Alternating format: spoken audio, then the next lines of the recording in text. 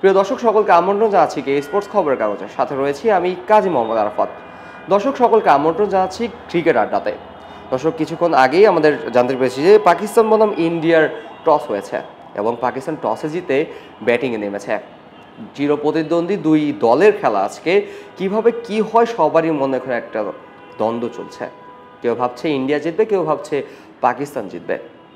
বাংলাদেশের যে সকল ভক্ত সমর্থক আছে সবাই কিন্তু এরই প্রতীক্ষা করছে। শুধু বাংলাদেশই নয়, বিশ্বের সকলেই কিন্তু আজকে এই ম্যাচের দিকে চোখ দিয়ে আছে কি হয় না হয় দেখার জন্য।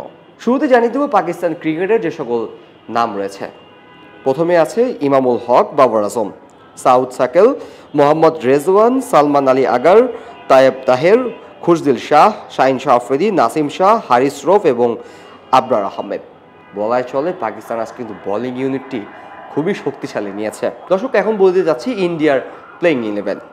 রোহিত শর্মা, শুভমান গিল, বিরাট কোহলি, শ্রেয়স আয়ার, অক্ষর প্যাটেল, কেএল রাহুল, হার্দিক পান্ডিয়া, রবীন্দ্র জাদেজা, হৃদিশ রানা, মোহাম্মদ সামি এবং কুলদীপ যাদব।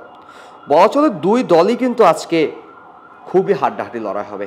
পাকিস্তানের আগে কিন্তু নিউজিল্যান্ডের সাথে হেরেছে এবং ইন্ডিয়া কিন্তু বাংলাদেশকে একটি ধবল ধলাই দিয়েছে।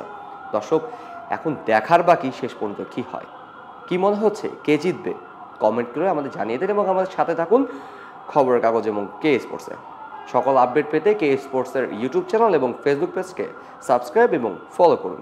এতক্ষণ সাথে ছিলাম আমি কাজী মোহাম্মদ আরাফাত। খবরের কাগজ, নিখাত, নির্ভীক, নিরপেক্ষ।